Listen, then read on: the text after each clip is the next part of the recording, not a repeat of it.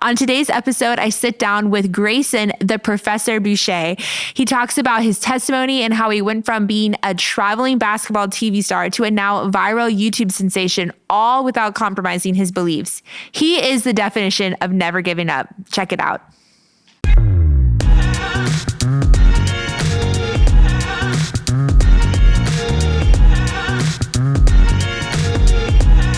Hey guys, welcome to the Rebecca Weiss Podcast. And I'm super excited today because we are joined with the Professor, aka Grayson Boucher. He is here. Grayson, tell us about yourself. Hey, thanks for having me. Wait, let me put out the official title. Sure. Social media influencer and global basketball entertainer based in LA. I was just going to have you intro yourself. And I'm like, wait a second, I got to throw the title out there. So Grayson, tell us about yourself. Yeah, so it all goes back to when I was 2 years old. I started playing basketball. My dad's passion for the game wore off on me. And I realized I wanted to play basketball for a living when I was in third grade. Wow. Yeah, so I've been playing the game for a long time. For those that don't know, my content is primarily basketball, street ball style of content. So it's basketball, but it's not the NBA. But yeah, I've been playing the game my whole life and been fortunate enough to be an influencer and do this thing for about 15 years now. Yeah. But yeah, it started young. You know, I knew I wanted to play basketball for a living when I was in third grade.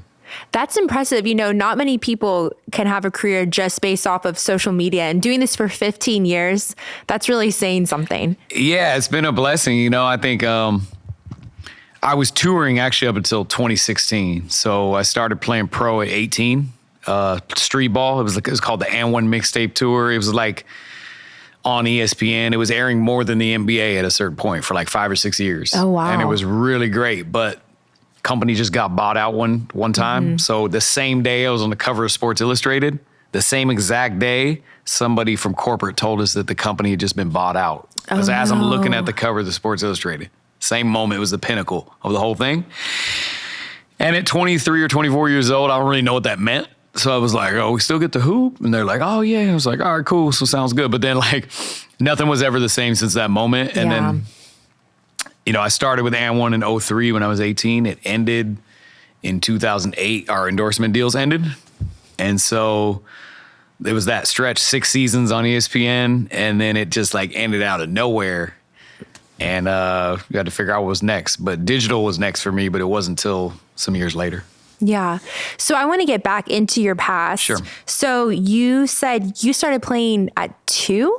2 years old. My dad got me a Larry Bird Nerf hoop, and I would entertain the family, like making baskets on this Nerf hoop. So like being an entertainer through basketball is like in me since I was like 2. Like this was the gift and the calling for me. So yeah, it was great. And then by about third grade, I wanted to make the NBA or play ball for a living. And I had just like the most unconventional route to playing professional basketball you could think of. Share that with us. So my thing was I never got quite the opportunity because I always looked way younger than I was. So even when I was like 16, 17 years old, I looked like I was 8 years old. Yeah. When I was a freshman in high school, on the roster, I was 4'11", 85 pounds. Oh my gosh. Yeah, it's like, wait, what? Yeah. People are like literally a grade schooler. You know, that's what I looked like when I was a freshman. So that'd be rough. It was, and I was a starter on a freshman team. I played on all the AAU teams leading up to that, but then when I got into high school, it was like harder to get an opportunity. Even though I had the skills on offense, defense was a little bit different because I was so small and I kind of like shied away from contact. And basketball is like a very high contact sport, contrary to what some people might think. Yeah. So come junior year, I got cut from the varsity team. And that's like a big hit to my ego. My identity was just ball is life, right? That was my thing. So I got held back in a JV team. Still did good on JV, but, you know, didn't get that opportunity at varsity. And then my parents transferred me to a Christian school my senior year, majority just for basketball. So I got a great opportunity. I got second team All-State, 1 vote away from MVP, and it was great. So I thought I was going to get a bunch of college offers and letters, right? But I got 0. And so... Oh, no. But, you know, my ecosystem was small coming up. You know, a lot of hoopers, they don't know what that looks like to play. But, like, how good do you actually have to be to play college basketball? It's kind of a mystery, you know, if you're not getting high-level info, you know what I mean? So I got no offers. And I went and tried out for 3 community colleges around the state, and I got cut from them all. Even though I'd have amazing showings, but I still looked like I was in grade school at like 18 years old. What were your specs then? How tall? Probably 5'6", 5'7", about 115 pounds, something like that. And what position were you? Point guard. That's the only option, right? Being small. So point guard. But I think even though like one of the colleges, I remember I like made every shot. I like 7 threes. We won every game, crossing people up, doing my thing. But the coaches were real like alpha, and they play a different style of basketball in Oregon. It was more like old school, like Hoosiers, conventional. For b-ball people, they know what I mean. It was like kind of like the way white people played. It's a little bit dated, but it can be to the advantage of teams that don't have as many athletes. So that's how I played in Oregon. So like my style was more like the NBA or like street ball, but didn't really fit the mold. So ultimately, my dad, who owned a jewelry store, he was selling jewelry to the local community college, the place I didn't really want to go to because I wanted to move out from my parents.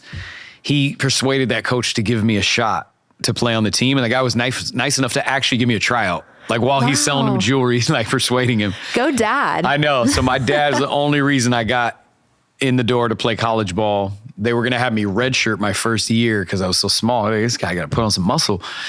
But then 3 of the guards got injured before the season. So I had to end up suiting up. Wow. I suited up and I played 3 minutes a game. And if the game is close, I don't even go in the game. So that was my college basketball experience. But during this time, I was like an And1 fan. I'm like culturing And1. Like to school, I wear, now it's common to wear basketball clothes to school, like for streetwear. I feel like I was the first one, one of the first people to do that. Like I would just wear a Nike hoop outfit to school, or like button-up pants and a t-shirt. Yeah. So I was culturing, but it was all And1. Like even my senior high school, if you look at my mix, I'm wearing And1 sneakers. Really? Yeah. So I go to try out. So And1 Mixtape Tour was like this global street ball tour. It blew up on these like cult, these VHS tapes. They're called the And1 Mixtapes. And they had like a global cult following. So huge fan of this just as much as I was the NBA. And I went to, they were going on tour, but before their arena game, they have a tryout in the parking lot for locals. And from that tryout, they only pick like 1 or 2 people to come inside the building that night and play against Team And1. So I went and just tried out as a fan. I was going to a game as a fan to watch my idols play, but I stepped in and tried out just because they were having a tryout. I like went crazy. Crowd started going crazy every time I get these highlights, crossing people up, getting buckets. And they asked me to come inside the building and play. And so next thing I know, I'm going back and forth with my idol, idols, in this battle. And then after that game, they're like, we want you to come on tour with us. They picked me out of like 3 guys. Like, we want you. And I didn't even know what they were talking about. I'm like, well, you're like, me? I didn't even know there was I didn't even know what they were doing, right? I wasn't aware of the TV show. They probably told me, but I'm so green, it's not fully registering. So there's even a clip of me on the TV show. They're like, we pick you. And I'm like, okay. I don't even know what I'm saying. Like, for sure. Yeah. I don't even know what. You're like, sign me up. Yeah, I don't even know what I'm. So you went into it not even realizing that you were going to get picked. No. I was going there strictly as a fan. They had the tryouts the year before. I actually tried out, but like it just ended there. They didn't have a reality show that they were like documenting on the show. So I ended up going, they mimicked Survivor. This is one of the first 50 reality TV shows ever. So like they copied Survivor. And so basically there was 3 spots on the tour as a contestant. And every city, if somebody tried out, the best player who played in that city would replace whoever played the worst out of the 3 guys. Oh my goodness. You go home. So every game is called an elimination game. Wait, so you were up against it every single time? Every city? Every like 2 or 3 games, they have an elimination game. Oh no, and you survived? I survived. That's a big deal. The whole summer. So it comes down to the very end of the summer. Oh my God, I'd be nervous. Yeah, we had a game that came down to the end of the summer at Madison Square Garden. And so before these arena games, I would get a little bit of jitters and kind of nervous, but I know it was my gift because as soon as the jump ball went up and I ran up and down a couple of times, I would always like not be nervous. Like it didn't matter. We were in Madison Square Garden or in the park or wherever. So we come down to this last game and I end up hitting a buzzer shot and we beat Team And1 and they were like undefeated until this year. What? That's wild. Yeah. And then the next game, the final game for the reality show and everything, I still didn't think there was no way I was winning. These 2 other dudes were like phenoms that I was like competing against. They could like do a 360 windmill between the legs, done like some of the best athletes I've ever seen. Yeah. And so we played a game in Linden, New Jersey. Street ball is from the hood, you know, like Rucker Park is like the mecca of street ball. Traditionally, it got so big they played in NBA arenas, but for the show, they're like, all right, you did it on a commercial. Now can you do it in the hood? And so the final game we played in the hood. And that was new for me, right? But I happened to have a great game. And then that's how I won my contract with N1. Wow. Yeah. So I feel like what's really important about your story is you didn't give up. Because you had setbacks and you could have just taken that, you know, feedback from people. Oh, you're too small. You're never going to play. You could have taken your college experience and been like, I barely got to play, but you never gave up. And I think one of the things that should be highlighted is you practiced really hard. Yeah. And see, that says something though, because you had a gift, but you also had discipline. And that's an important word, because if you gave up and if you weren't disciplined, you wouldn't be sitting in this position today. You wouldn't be where you're at. No. And I think what I tell hoopers today is I did it just out of the love and the passion for the game, more so than having the blueprint of how to be a pro or whatever. Yeah. That's all I knew. It was like my fun outlet. Like, so I tell people like having a love for the game, a passion and like imagination is actually more important. Even though knowledge is important, it's actually more important just to love it, because then you're gonna be able to put the time in necessary, especially for somebody like myself, who's like majority of people. You're not gonna be 6'8", you know what I'm saying? 6'8", buff, to be able to, you know, make the league just off genetics. Yeah. And even then, those people still got to put in the work too, but especially most of us who are not gonna be that athletically gifted. So it was really because I just love the game. Yeah. Yeah. But you were consistent too. But it's a God-given passion though. You know what I mean? I think, and I don't think everybody stumbles onto that, right? Because like, I think we can fall myth to like, whatever you love most is your calling. And it's not always the case, right? But mine happened to be what I love most was my calling, at least while I can still be active in basketball. Yeah. And I wanted to transition to that. So what was God for you growing up? And then I want you to share your testimony. Yeah. So for me, my parents put me in Christian preschool. Both of my parents' were Christian. Okay. So they put me in a Christian preschool. And so I heard about Christ at a very young age. But, you know, when you're young, I don't know, it was like Santa, the Tooth Fairy, Jesus, all like this. Yeah. You know what I mean? And then like, it didn't like fully register. No, not even when I was a senior, they put me in another Christian school my senior year. So it was like preschool and it's like the beginning of school. And the end. And the end. Christian high school. So I remember being reminded of all the things I would hear. Cause like we had a chapel, just like in preschool, I had a chapel, preschool and kindergarten. I had a chapel. So we do that, you know, at Christian school. So I was being reminded of all the same things. I remember I actually asked my high school teammate in Bible class. I remember this vividly. I was like, so it's like, is Jesus like real? You know what I'm saying? I looked at him and he was like, wait, what? And I was like, yeah, is Jesus real? He's like, I think so. Yeah, I think so. And like, it was funny because he was Christian, right? He came from Christian. He probably understood it, but maybe was embarrassed to be like, for sure or whatever. Yeah. You know, when you're young. So that's the most I ever thought into it. So you never really got the full gospel just laid out. No, I did, but you know, when you're thinking about girls and basketball, like it's like not on really the horizon. Yeah, exactly. So I don't think I fully was engaged. You know, I heard it. I was like, oh, maybe it's like a belief. Like they just want to believe it. It's like good lifestyle or something. You know what I mean? A lot of people think that, right? Just culturally. So that's how I looked at it. And then later, as I went through N1, you know, it just ended out of nowhere. And like me and my teammates, well, I can't speak for them, but I know for myself, most of us probably went broke. You know what I mean? Like I know I did. And so, I think that was necessary because our life was so fast paced and getting so much money and A-list level fame. And we were on ESPN like 50 times a week. That'd be like being on Netflix on the ranked every week. On the top 10. You know what I mean? Yeah. Ranked. So to hear from God, I think like I needed that humble moment, that most of us do. Ego-striking moment. Yeah. And then ironically, I actually came to Christ because my closest friend, his name is Escalade. He played on the tour with me. He was 6'9", 500 pounds. He actually had a heart attack and he died, and I received Christ at his funeral. Yeah. So very unlikely situation. Yeah. What was that moment for you? Like, what do you think? Do you think it was just not anticipating your friend going and kind of like eternity coming into your view screen? Yeah, exactly. Like, I don't think I ever really asked like if I thought about like big questions of life, they were like ultra inquisitive. And I think in my mind, I would think like you couldn't really know concrete truth, right? Mm-hmm. Like there's no way to know. So like, who cares? Mm-hmm. That was kind of my mindset, I think. And then, yeah, I started asking myself bigger questions of life, like after going broke and trying to figure things out, and then like tragedy, and God was working on me also. I was playing in a church league at the church. This church that was close to my house, I was playing in this league, and then like the elder or the leader of the team, you know, it's an outreach league, right? So he invited us to church, but I just went to be polite. Mm-hmm. You know what I'm saying? I was like, all right, I guess, you know what I'm saying? So I'll just go and like listen. It's kind of reminded me of high school a little bit. Wasn't fully engaged, but kind of been asking myself some bigger questions. So it did interest me more than like when I was in high school or whatever. Mm-hmm. And then there was a bunch of things leading up to that moment where God was kind of like leading me. And then like that funeral, I didn't even have like ultra knowledge of the scripture or anything, but I just felt like it was the right thing to do.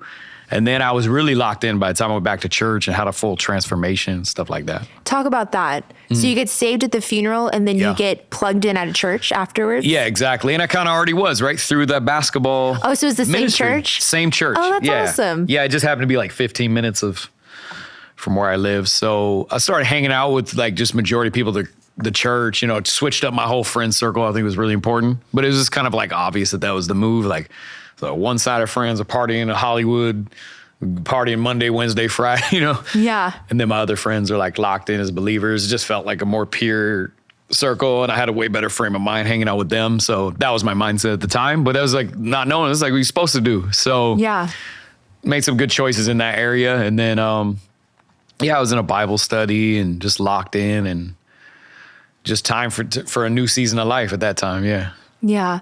And did you learn like through the church how to have your own personal relationship with the Lord?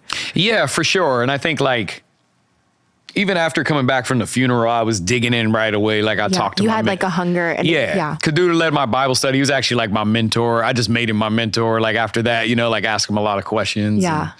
And, even my friends I was hanging around, they were encouraging us. So yeah, I think like the community helped me a lot, right? Like who I was spending time with and who I was asking questions with, and then being more engaged when I go to church, trying to learn everything I can on the internet, credible sources, stuff like that. So, yeah. And I think that's such an important word, is that we do become like the people we are around, and we have to be mindful about who we choose to hang out with.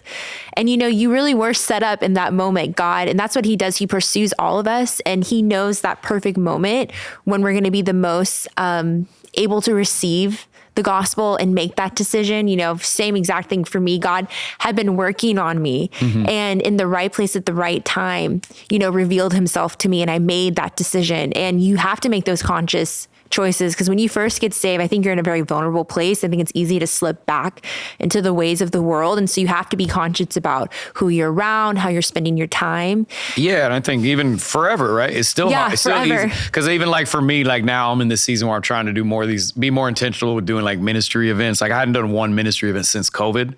And I used to do like at least 5 a year or something like that, you know, just use my platform for God, like directly. And then even now, like I'm still trying to like you can get I get seasons where I get spread too thin and I burn out. So now I'm trying to like get back to managing my time healthy and being more intentional about reading the word. And so it's easy to stray away just in general, especially when you're first coming. I know what you meant by that, but like forever. That's a good word too, though. It's consistent. Yeah. You have to be, and you know, thank goodness that if we get somewhat off track, we can repent and turn back and get back on track. Yeah. If we get busy, we learn to move at his pace. And you know, some seasons are busier than others. And so that's where we have to be led by the Spirit and understand, okay, this is what this season looks like. This is what this other season looks like. And speaking of changing seasons, so and one ends, they get bought out. Yep. You get saved. Yep. When does your own platform come in? Yeah. So even before I got saved, I think our endorsement deals ended the end of 2008. Like we didn't even get a call, you know what I'm saying? The contract ran out. It was like a dial tone, like, hello? Like you can't get a hold of nobody. Rough. So 2009, I started my YouTube channel, but it was actually an attempt just to get bookings because I was aware of YouTube. I was up on YouTube back in 2005. I had a homie make me an edit because fans were ripping our highlights off ESPN, people who were ultra techie at that time, and they're making their own highlight compilations on YouTube, and they're like going off. We're talking every vid's 5 mil, 2 mil, 10 mil. So I was like, I should make these on my own to try to flood YouTube and hopefully to get more bookings or awareness, just period. It's good for marketing. Exactly. But then after And One ends, I'm like, I need these bookings. So in that time, you actually were able to get a DM on YouTube. Oh, wow. Yeah. So I found a fan who was making professor compilations of some of my teammates, right? And I hit him up. He lived in San Diego. I could see he was in San Diego. I sent him a DM on YouTube. And I actually asked him to teach me how to edit, to teach me how to do my own channel. Yeah. And through that, it was like learning to edit. So I sat with him like 3 times a week. I'd drive from LA to San Diego. Wow. I had nothing else going on. Yeah. So he taught me how to edit.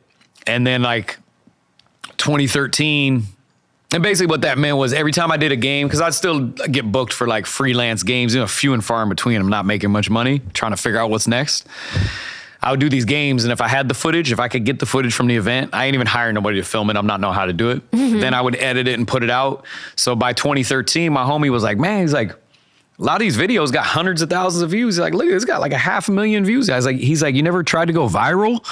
And I was like, oh, you mean like a YouTuber? And I'm like, he's like, yeah. And I'm like, but I'm thinking I'm an athlete.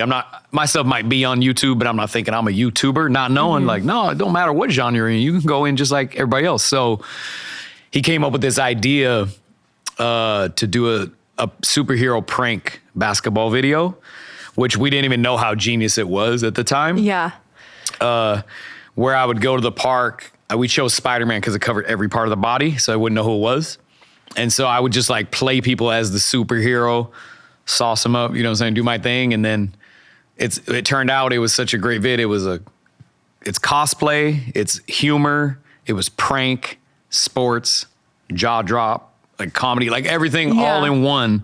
And that's how you like really go viral. But it checked all those boxes, and it did 6 mil in a week. Which is crazy. Literally, I only hooped for 20 minutes, but I didn't miss a shot. All the tricks was like flawless. And then I ended up editing it. I edited it myself for like 3 hours or whatever. By the end of, I think the first day, it was like 2 mil views. Then after a week, 6 mil. And I got 1 million subs on the week. That's crazy. So it turned into a business overnight. Oh my goodness. Yeah. So that was like the beginning of, okay, now YouTube itself is a business. Yeah. And so that was in 2013. But I still was touring up until 2016. There was another company who tried to kind of like do what And One did, pick up where they left off. It was called Ball Up. It wasn't successful because for a lot of reasons, but mainly like marketing. Everything was turning into social, and they were a little bit behind that wave. We had like a TV show on Fox, but like nobody really watches Fox, especially for reality TV.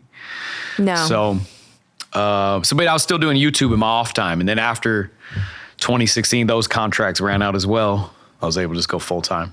Wow. Which is really saying something. Oh, it was great. Yeah. I couldn't wait for that to end. The touring. I mean, it was great. I still love hooping. But it's a lot of work. To be your own like CEO, make all your own business moves, decide the creative, market yourself how you want to. Well, you can't beat that. And that's that's like the new, everybody knows that now. Now I think, I think the internet was rough back then, but the internet's pretty rough these days. It's always hard. Yeah. Like no matter what platform you do, it's like if you want to do it in excellence, like a full-time job, and then, the algorithm changes every 6 months to a year. So you have to pivot. Yeah. Stay up with the trends and the edit styles and new platforms. It's a grind. It's constantly changing. Yeah. It's evolving quickly. And people online can be pretty harsh. And I think for people who are in your position, it's a difficult position to be in because I think it's very easy. We're living in cancel culture days. Yeah. So how do you have this platform and also be a believer and stay true to your beliefs? Well, it helped a lot being my own boss. Like just step one was like, okay, now I'm controlling my destiny. Nobody decides what we say or how we get down or what our schedule is. So I think that's great. That's one advantage of like being an influencer. You can do your own thing. Yeah. And I think also just, it goes back to still like who you hang around, who do you bring on the road with you? What are your disciplines? So I try my best to like be as disciplined as I can to, stay in the word and, be grounded and then ultimately like use my platform for Christ. Yeah. But I think how logistically has a lot to do with who I'm around and what are my disciplines. Yeah. Share some of those disciplines for, the young believers watching who want to grow in their faith. Oh, for sure. Like, I think like what was big for me even this year after, COVID finally is like behind us, right? Maybe for a year now, but getting into a small group, so I've even recently myself got back into a small group, trying to read daily, try my best to read daily. You don't always get it 7 days a week, but that's another discipline. Strengthen prayer life, because it's easy to like pray half-heartedly before a meal or in the morning, but trying to be more intentional about having a stronger prayer life. Yeah. And then, and then you could say just being in church on Sundays, make it a staple you don't miss, because it's easy to miss. And I think even for me, that's actually can be hard too, is like you get so spread thin with, you have a huge platform and all these opportunities, everyone wants you to do everything. You could be like, come Sunday morning, you'd be like, man, I'm tired as heck, man. Yeah. It's so hard to make it up there, but like being intentional about making it a thing. So those are some of the things that come to mind. Yeah. It's not the most exciting thing for people to listen to, discipline and spiritual disciplines, but it really is how we walk out our faith and how we stay spiritually strong in Him. And so that's such an important word, to be in the right community, to be consistent with being in the Word. I want more people in our generation and under to be in the Word of God and to be gleaning it for themselves, because if they're not gleaning from it, it's going to be easy to be deceived. And we're living in very persuasive and deceptive times where, people are putting out what seems like a Christ-centered gospel, but it's not. Yeah. And so many people are falling away unintentionally. The Bible talks about how in the last days there will be a great apostasy in the church, that people will fall away. So it's important to be consistent, to be in the Word, to be around the right people. And I love that you're using your platform to glorify the Lord, because, at the end of the day, it's what we do with the gifts He's given us. Yeah. And it's being obedient and it's being good stewards. And, I think your life is a testimony to not giving up, to being disciplined. And, when you were in that crossroads moment, you chose Christ and you've leaned into Him ever since then. I think that's what's important. Another thing is important to tack on to what you're saying too, is that kids should know, or new believers, is that that's actually a better life. So if you don't have the discipline, it's harder to follow the call on your life. Yeah. It's going to be clouded. It's going to be harder to follow a call, and it's not better, right? Because I think what the enemy will tell us, or what's easy to fall into from culture, is that those disciplines are like hard, right? So it's like easier just to chill. You know what I'm saying? Like, but you think that's a better life because you're like, oh man, you gotta work all hard. That's crazy. Like, it's better just, we can think this in our mind just subconsciously, right? But not knowing if you actually like are, and it's not just the Bible directly, but if you're having fun seeking God and learning about Christ, obviously the Word directly too, but if you're having fun pursuing Christ and doing all these things, then with that follows more peace, better life, be more in your call. Yeah. And then it's just overall, it's just like a way better life. But even myself, it's harder to stay with those disciplines to live your best life. Cause I think the best life in the culture would be like get rich or be an entrepreneur and ball out and then put people under you so you can like kick your feet up and chill. It's not even how it works anyway, even if you want to do that. But the real is like, as a new believer, like being in Christ, like that's a way better life. Like that's more like, earlier on the table talk, they were saying like sustainable joy. Yeah. It can be great. So I think those disciplines can be looked at as just like hard work and that like there's no great benefit you could reap from it. But it's like, it's actually, that is way better way, right? Yeah. To live. So yeah. In the moment, it might be hard, because like you said, it's easier to just think I'm just going to chill. And I totally get that because I've been there myself so many times. But you're right. In the long run, you see the fruits of the work. And even in the short term as you go, right? Yeah. I can point to like certain videos we've made, and it's always comes when I'm like most focused spiritually too. Like, that's a good one. We'll do a video, like, it would be crazy. One time I crossed a dude, I didn't even touch him. He broke his shoulder. Like, but the video looked like it went so like superhero versus villain that people think it was like fake, but it like wasn't fake. It's like God had His hand even in stuff like that. So like ongoing, we could see the harvest of like supernatural things happening just day in and day out too. Yeah. That's awesome. Yeah. One of the things you said that was interesting is you said that a lie that people believe is that living life for themselves is the best life, but the best life really is in Christ. What are some other lies from the enemy that God has revealed to you the truth? What are some of those lies that God showed you this isn't true? This is what's true that could, maybe help bring clarity to people who are listening? Man, so many. I'm trying to think where to go. But sometimes like it could be like a deal you get offered or some big money opportunity, but this goes back to that saying, like, not all money is good money or not all opportunities are good ones. So I think sometimes even good things that could come your way or what seems good probably isn't best for your spiritual life or whatever, whether it's signing that deal for somebody who's a crooked partner or something that's going to derail your schedule to not do what you want to do and spread you too thin, or something that may be like a little edgy or dark mixed in with something good. So it looks like it's all good. Yeah. There's certain really things that I've come across before that's actually not. Where there's compromise. Some you should pass. Yeah, exactly. Somewhere where there's compromise. But even in your regular life, you could date somebody who is kind of like not fully like on board with Christ or has a different view of the gospel, but like maybe they're hot or like really nice to you, so you think they're good. Like, I don't know. There's a lot of weird deception that can come your way that need a careful inspection on, might not be best for you spiritually. Exactly. And so that's a really important word. It's not to compromise. Yeah. That's so important. I think that's a word that people really need to hear this day, because I think there is a lot of compromise going on in the long run. I think people will regret compromise, but I think in the beginning, certain things can look enticing or appealing, but it's not worth it.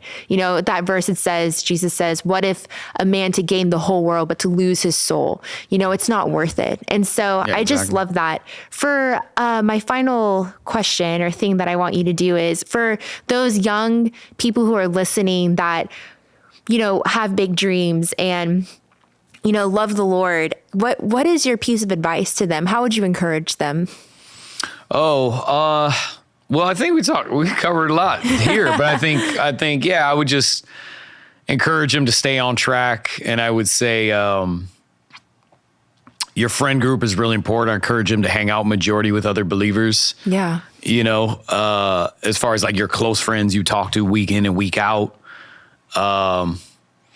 I would say just stay on track with Christ, because it's easy to be taken away, and encourage them to just try different things too. A lot of people haven't found what they think their purpose is in Christ. So I think trying new things is good. Yeah. You know what I mean? Things that aren't compromising or dark or bad or whatever. Don't be afraid to fail. Yeah, because a lot of people come to me with, how do I start my YouTube channel? Or how do I find what kind of content's good? And I would say, well, you should start with like, what do you like? Like, what do you like now? Maybe there's something there. Or try all different kind of videos and see what sticks, and see what's for you. So I don't think in life and following your calling, trying new things isn't a bad thing too. So no, those are just some things at the top of my head. But yeah. And it's like, I think people are afraid to try new things because I think they're afraid to fail. And it's okay. Like failure, this is one of the things I had to learn later on in life, because I would avoid things because I didn't want to fail. And I had to learn that failure is not bad. It's how you learn, and it's how you grow, and it's what you do with failure, Yeah, you want to learn, just start things up and learn it as you go. Exactly. Exactly. Like the learning process, the failures are the learning process, right? Mm-hmm. Like if we never failed, then you might learn some things, but it's not going to set in. Exactly. So I think trying new things, don't be worried to fail. I think this generation specifically here is all about the microwave. They want microwave success, right? Yes. I know people who like start their YouTube or do things in short term, and like after just a couple vids, they stop because they're like, oh, it didn't work. It's like, that was a 5-year plan.